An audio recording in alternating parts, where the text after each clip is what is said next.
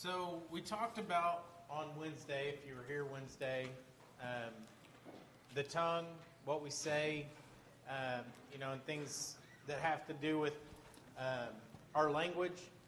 And obviously, and I think that most of us here understand that the theme of Proverbs is wisdom. How do we obtain it? How do we use it? How do we learn from it? What are we supposed to do with it? And so you have that in the back of your mind, and any of these subjects that we discuss is this idea of wisdom and how we're supposed to appreciate it, value it, and things of that nature.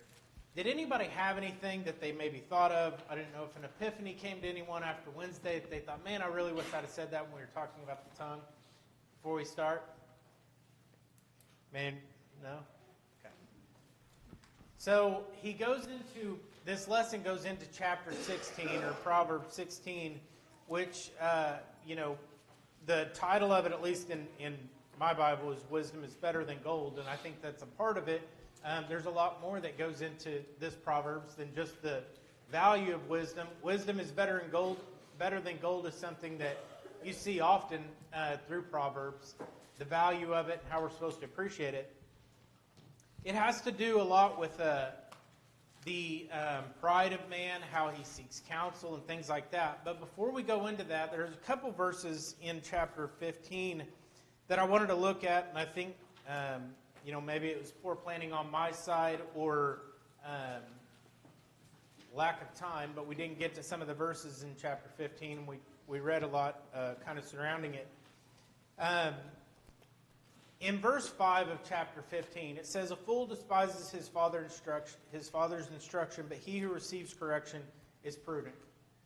How would you put this in your own words if you're trying to say that to someone? And what does it mean? Why does a fool despise his father's instruction? Does he truly despise his father's correct instruction? Maybe sometimes he does. But what would it mean also if he makes more of his own decisions than he does actual instruction? Okay. Yeah, he may not literally think that his father's instruction is horrible, but he just thinks that he knows better. The common joke that older people love to tell about teenagers and how they don't know anything when they're young, and then they learn everything when they become a teenager, or a young adult, and then, as they get older, they realize how much their parents actually did know, and however it goes, there's a lot of variations behind that. But this idea of hating or despising a father's instruction, I think that can almost be taken so literal that if I don't fall into the category of actually hating his instruction, then I'm okay. But sometimes just not heeding it is the same as hating it. When it's wise counsel, maybe to do something that you ought to do. I may say, well, that's good advice, but I feel like I know better. Would be the same thing. It says, he who receives correction is prudent. Going along with this in verse 12, a scoffer does not love one who corrects him, nor will he go to the wise. Is there anyone that maybe you can fit into this category, that loves to be corrected? And if you do, I want to know how that happens, how your mind works, because I don't know of anyone personally, and certainly not myself, that enjoy being corrected, in the sense of, when I'm corrected, I am so thankful for it, and I'm like, yes, please, bring me more. What else am I doing? Tell me more. Now, for a Christian that is corrected, we see the value in it. Even when we don't like it and it makes us feel bad, hopefully deep down in our heart and our soul, we know that it is good for us. And I think that, even a child, when they're corrected, when they're very young, they may not fully understand the full picture of why they're being corrected. And as they get older, they start to see, oh, this is why, because they actually wanted to protect me. They were trying to keep me out of traffic, or they were trying to keep me from, getting injured or hurt or something like that, or something else. But we see the value in that. But why is it difficult? Why is it so difficult for us as humans to receive correction? Why is that a battle that we fight? Because I think it's a human nature. I mean, it's difficult. A lot of it depends on who's doing the correcting also. I think that whether we like to say it or not, that has a huge factor in how we accept correction. Because there are some people that I may be more apt to heed, and other people it is very difficult not to think, why are you correcting me? You know? Yes. I know what I'm doing. I don't need your assistance or support. Yeah. Yeah, Vern. When you're younger, it comes a little harder, but when you're older, with a little more wisdom, you understand what is taking place, and it is about to help you. Yeah. Yeah, and I think the older you get, and especially the more correction you get, and you see how it benefits your life, you know that it is often, and hopefully always, to help you. And I think that kind of goes to the point of when we receive instruction or correction from people, the love that we feel from that person plays a huge part in how we accept it. It's not the variable. It shouldn't be the reason that we accept it. Well, hey, before I listen to your correction of me, I need to know how you feel about me. That's not the standard. But it does help. If I show the proper love towards someone when I'm trying to correct them or show them something or give them counsel in anything, they're a lot more apt to heed that advice or heed that counsel. Scott? Well, pride is when you're the one being corrected, it's pride, because you think you're doing right and you find out you're doing wrong. And on the Father's instruction, when you're reading this and you still have a father and you're not a father, you read it this way. But when you don't have a father anymore or a dad, as worldly goes, make sure you're not the guy running around giving bad instruction. You have to look at it as, if I'm going to give my son instruction, worldly or spiritually, it needs to be good. And there's a lot of wingdings out there giving people instruction that should not be. Wingdings. Yeah. Yeah. Bo? I think you asked that about us receiving instruction, and it's not inherent with us. I think back to Cain and Abel, and you have God, one-on-one instructing Cain and trying to help him, and Cain obviously didn't take it, but that's why we have God's Word and why we have Proverbs, is to help us to see and to, as Brenda said, to mature, to get to that point of being able to take that correction and that instruction. Yeah, I think, that's a really good point. I would say that there are probably personalities that heed instruction maybe better than others. Not to say that one's any better than the other. I think that they both have their gifts and their strengths and things like that. But there are, you could say, some very hard-headed individuals in which instruction takes a long time to maybe get through. What I've seen, I guess, in my own life is oftentimes those people, when that instruction does get through, they're the most passionate about it. And they're usually the stronger ones, sometimes the ones that are a little more easygoing. They'll receive the instruction, but they also lose that instruction a little bit quicker. That's just kind of personalities, and we see how that kind of, works in our daily lives. When we talk about these things, and I think, maybe I meant to say it, maybe I did say it, I don't know. All of these things can both apply, or many of these things can both apply to those things that are secular, those are of the world, instruction and wisdom with life, and also instruction and wisdom in spiritual things. We also obviously know the importance of the spiritual in comparison to the things of the world, but these things are important. The instruction that a father gives a child is not always 100% going to be have to do with spiritual matters. That should be the priority, but it's not always that.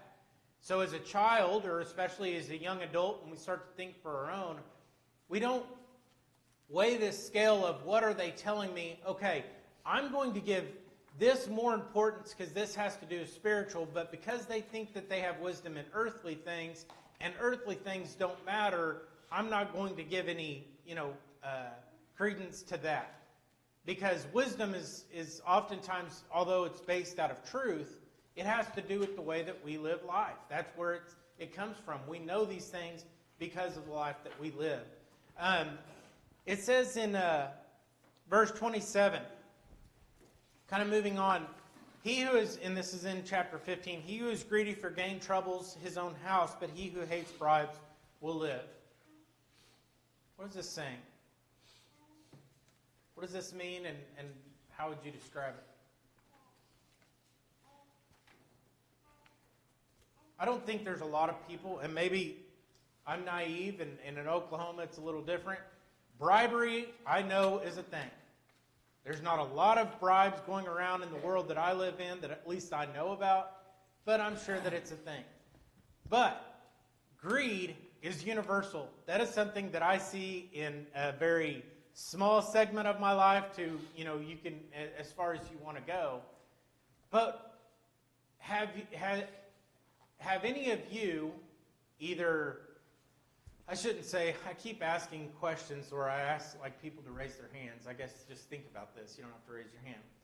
We have all probably been aware of people, men, and even women, but men, the leaders of their household, who have let greed or the desire for more completely destroy their home. Whether it be, and we say, yeah, I know people that have gotten, been hooked on the lottery and got into drugs and alcohol and things like this and ruined their life. Yes, that is true. I'm talking about things that we would say are inherently good, like our job. There are men that I know that maybe started off with very good intents and purposes. And because they want to advance in their job, because they think that this is going to help them provide more for their family, they start to get to the point where they're traveling a lot, they're working, 60, 70, 80-hour weeks, because they think, well, I've got 3 kids, I got to put them through college, I got, this house and this mortgage, I got 2 cars, and then, my youngest is about to turn 16. And the next thing you know, there's a 15, 20-year gap in which the children don't have any relationship with the father. The relationship with the mother is sometimes good, sometimes not great, because you need that balance of the mother and father. And by the time that person, that man is 70, 80 years old, even in the world, you will see them have regrets about not doing what they should have done for their family. Someone that is not even spiritually minded. So how much more should someone who values the things of a spiritual nature value their family? And so when it says here, he who is greedy for gain troubles his own house, but he who hates bribes will live. I think this has to do more with someone, I don't get offered a lot of bribes. But the temptation of being greedy, I could see falling into that, especially with the people you may surround yourself with. So does anybody have any comments on that? Jason? I think greed also kind of takes in the idea of dishonest gain or looking for ways to get things that would put your family in jeopardy. If you did something that you weren't supposed to do, if you cheated on your taxes, or if you did something unethical, that would also be a way that you would put your family at risk. Absolutely. Yeah, it would certainly fall into that mindset. There's a lot of things that we can do, that people can do to put their family at risk. Not only maybe consequences that they'll face on this earth, but certainly long-lasting effects. And I've noticed that, like I said, it's interesting to me when you see people of the world that have no spiritual background almost have spiritual regrets with the things that they've either done or not done. And, when people look back and say, man, I wish I would have spent more time with my kids, I wish I would have done this with my kids, or whatever it is, that they might say, as the next generation, you would hope that those children can say, I don't want to do that. I don't want to live my life that way. I don't want to, just go for more gain. I want to try to do this and spend more time with, my family. But that's the goal, is that you learn from the generation before. Tim, did you have something? Sometimes work-wise, it's not about greed. It's about what your father did before you, and you're following an example of, I think this is what my dad did, and he provided everything for our family, and that's what dads do. Yeah. And, because I remember being a child and asking him about it, and he said, well, this is what I have to do. So Yeah. when I grew up, I thought, this is what I have to do. And so that's what I did.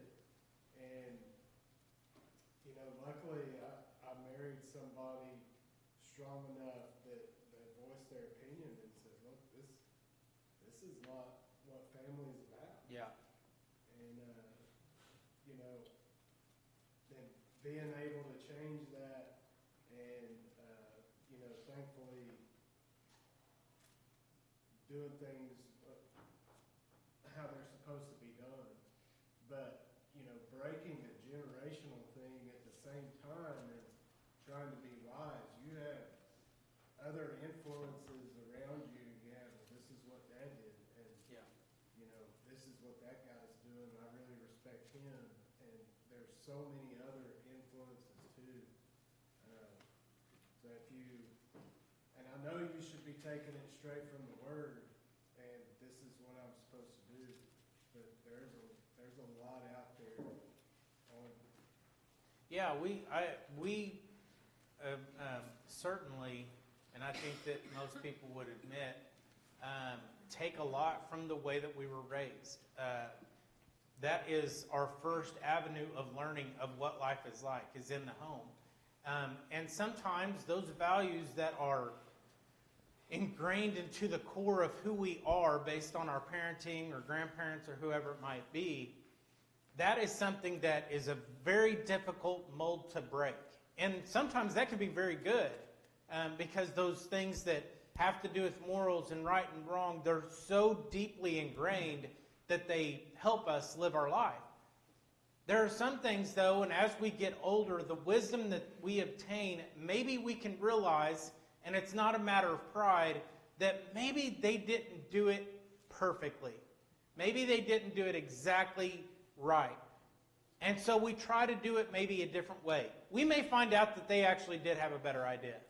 And we're not saying that they're foolish or stupid, but we see something, we want to try to fix it. And so I think that it's natural for every generation to look at the way that they were raised and maybe tweak some things or do some things different. You may find out you did it wrong and they had it right, but you may also improve some things. And their children are going to see them, and then that cycle will continue. So going on in chapter 16, one of the questions, or one of the questions that we have, one of the three questions, number 2, what is the best method to use in making plans for the future? Jason? James chapter 4, verses 13 through 15. Come now, you say, today or tomorrow we'll go to such and such city, spend a year there, and engage in business and make a profit, yet you do not know what your life will be like tomorrow. You're just like a vapor that appears for a little while and then vanishes away. Instead, you ought to say, if the Lord wills, we will live and also do this or that.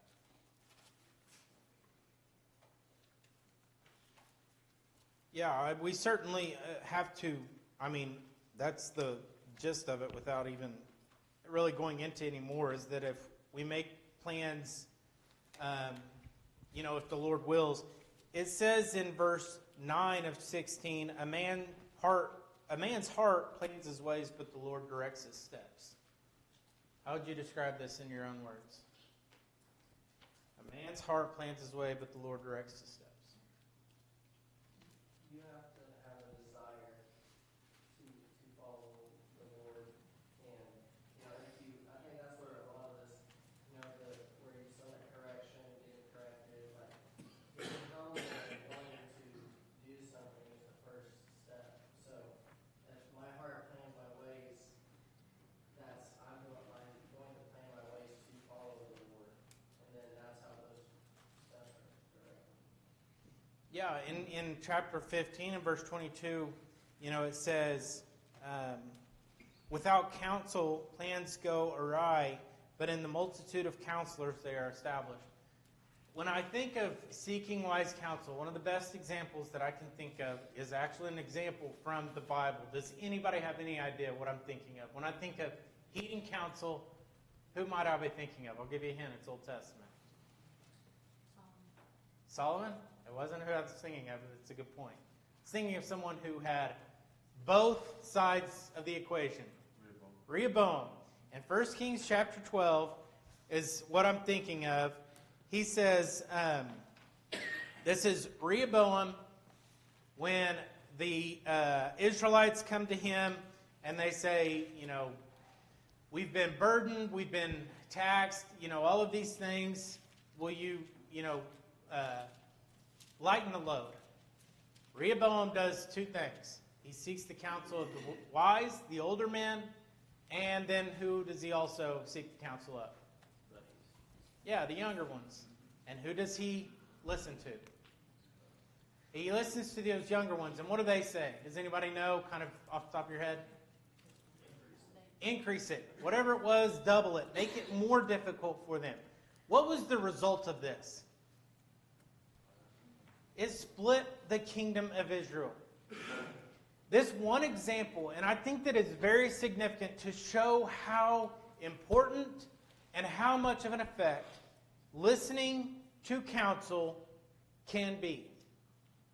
He had two options. He could listen to those that were wiser, that saw the effects of this type of treatment of the Israelites, or he could listen to the younger ones that said that you need to make it worse, and it split the kingdom. And it was something that we see throughout the history of Israel and Judah was a problem. You had kings that were good and kings that were bad. You had these battles that were fought, and wars that were fought, and all of the issues that came with this divided kingdom. Because Rehoboam decided, really almost you could see ahead of time, that he was going to go with the younger crowd. He wanted to go with his friends that said, I'm going to make it more difficult. Why is it difficult for us? And why is pride something, and I think this goes into why we either don't seek wise counsel at all, or counsel at all, but why is pride such a difficult thing for Christians? Is there anyone that you know? I would almost say that pride and selfishness are at the root of every sin that can be committed. I was trying to think of a sin that selfishness at its core was not a part of, and I couldn't think of one. And maybe you can. But really, pride and selfishness have a lot to do with why we commit the sins that we do or the mistakes that we have in our life. Why is pride so difficult? Yes. Well, I think we might also frame this about ourselves, because there are different cultures around the world where this is not true. In this country, because of the freedoms that we have, we're a little more prone to be a bunch of Wild West cowboys and think that we know everything and we can handle everything. There are a lot of cultures around the world, even modern day now, where that is not the case at all. They are much more humble, much more aligned with being trained by their elders. But that seems to be the theme, to always think of yourself as number one, I could be wrong. And number two, there are many people that are much brighter and wiser than I am. We don't always go to that. Yeah, and I don't have an extensive amount of knowledge with, a lot of other cultures. What I do know, though, is it seems to be the ones that do put so much emphasis on family and wisdom and older people, that is their basis for almost everything. So that is one of the freedoms that we have, is that we can decide. There are a lot of people that, the older, wiser, they make the decisions and they lose any type of freedom of what they can do themselves. Or that is the basis for everything. This is the way my father did it. This is the way that we will do it. That's the law. So with the freedom that we have, with that idea that we may not seek the counsel or appreciate the old as much as other cultures, so maybe that can be a benefit, not always, but it certainly can help. Yes, Scott. Well, probably in the last 50 years, we've turned from letting our kids direct our steps. We, like Kurt was saying, in other countries, they honor their elderly for hundreds and hundreds of years. Here, there'd be 2 or 3 generations living in one house because of the farm or whatever it might be, and you always had wiser counsel with you. Well, now, a lot of houses let their kids pretty much decide what's going on, when and where, and that's exactly the opposite of what should be done. Yeah, it's certainly, y'all have probably all heard, the phrase that, I'm going to mess it up, so goes the nation, so goes the home, so goes the nation, something like that, or so whatever it is. But that when you lose those values in home, you have a nation that follows suit. The respect for authority in general. I've seen that just in my life. In my life, I have seen a huge difference in children and the concept that they have for authority figures, whoever they may be, in comparison to when I was younger. The difference of, I shouldn't say in fear, maybe not like a scared, I wasn't, but if anyone older than me, especially someone quite a bit older than me, talked to me or got onto me, I was terrified. My first thought is, please don't tell my parents. I know I was running. I know I, did this, but I will just please don't tell them. That was my first thought. The second was, I don't want to get caught running or doing anything again. That has changed dramatically. And it's very sad to me, but it has. When you could almost get on, when anybody older could get on to someone younger, you need to stop running, and they look at you and laugh and keep running, it kind of puts you in a position where it makes you very sad. As okay, well, this is different. Our life has changed. And, I guess you don't want to get into a sad, depressive state of, what's the world going to come to? But the reality is, it is different, and it's very sad that lack of respect has happened in so many homes, and sometimes even in homes in the church. It says, and it's interesting, the memorize and meditate on the side of the lesson says, pride goes before destruction and a haughty spirit before a fall. That's actually Proverbs 16:18, not 16:8. So if you do memorize that, make sure you memorize the right verse. Just as a side note, I didn't want you to memorize something wrong. And if you have already memorized it, try to fix that.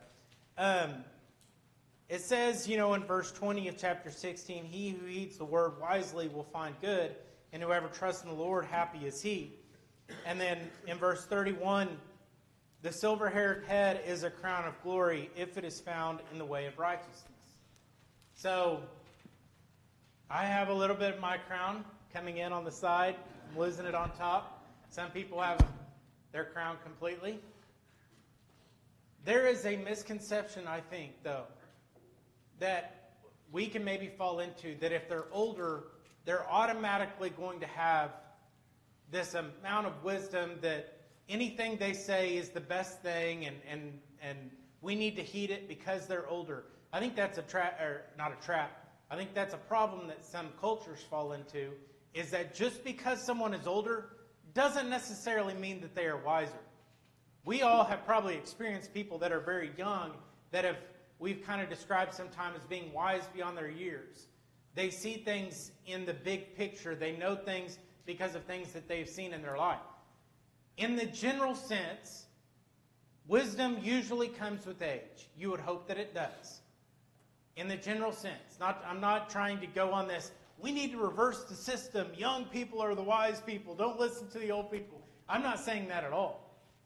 But the idea, and there's a reason that the Proverbs says this and makes reference to it, is because most of the time, in a general sense, the older are more wise. They have seen more of life.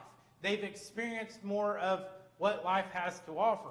And so, as the younger generation comes along, they should heed the advice of those that are older. Why do you think that the Proverbs talk so much about seeking wisdom and the value of it? This is something we talk about, obviously, through every class, but and especially in the Proverbs. Why is it so valuable? Do you have something? Where it comes from. Okay. Aaron? Because we're supposed to be imitators of Christ. And that's all we see with Christ is infinite wisdom. Okay. Everything he dealt with, everything he tried to help the people with, there was no selfish ambition involved. It was all him trying to make those around him successful, spiritually speaking. You can learn it, you can know it to be true because the Word of God says it. I don't have to live by mistakes. Okay. Larry? Yeah, in my occupation and the things I deal with on a daily basis, I deal with a lot of people my age and older, and I would say this, that you can learn from older people how not to do something, and you can also learn from older people how to do something, because some of them will tell me the mistakes I made and why I'm in the situation I'm in, and versus the other. It could be a myriad of things. It could be family issues, it could be spiritual issues, it could be money issues, it could be all kinds of things. But sometimes listening to older people is good, not so much that they know so much, but you'll not make the same mistake they Yeah. did. I've really taken that to heart in my business, and I've gone, yeah, you better, this is going to be the end result. And the Bible's kind of replete with that, where the fool versus the wise person. And not everybody that's old is wise. They're wise sometimes in that they made a mistake, and now they know they've made a mistake. Well, and I think that has a lot to do with wisdom. It doesn't mean that they're flawless. It just means that they realize that what they did was wrong. Now, yeah, there's some that still think, hey, I lived a wild life when I was younger, and I'd do it again if I could. If I could go back to the time I was 30, I'd do it all over again. I don't think that shows a lot of wisdom. They may be older, and they may look back and have regrets that they couldn't do that longer. That's not really wisdom.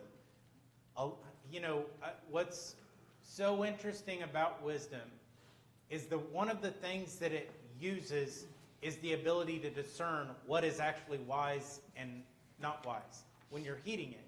That takes wisdom.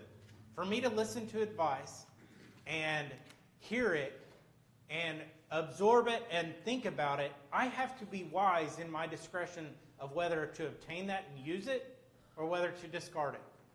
If someone says to me, you need to live your life this way, I have to be able to think about that and say, okay, what are the pros and cons of that? If I do that, then that means that I give up this, this, and this. That may be good, but why is this bad? Sometimes it's trial and error. Sometimes we actually seek advice and we realize it wasn't wise, and so we know the next time. Yeah. I appreciate verse 1 because you could kind of use this too as a man's free will, because the preparations of the heart. And it got me to thinking about wisdom and listening, and it made me think of Jesus when the children were coming to him. Well, the one thing that we didn't bring up in the classes how children, they starve for instruction. They really do at a small age.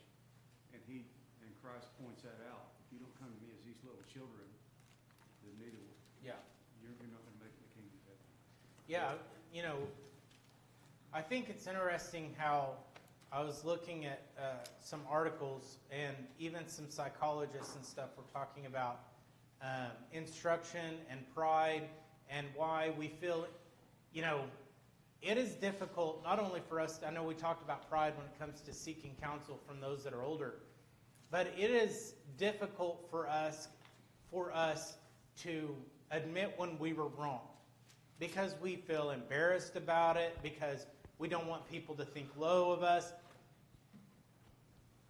I think what is so interesting about being able to admit that you did something wrong is that most people that I know, at least for me, most people that I know that have the Christian values they should, will appreciate and value more someone who is willing to be able to say they are wrong or were wrong about something than someone that won't admit it.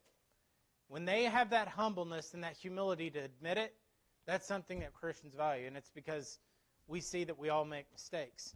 I appreciate y'all's attention and comments, and I think you get Jeremiah next week, so lesson 10 on Wednesday.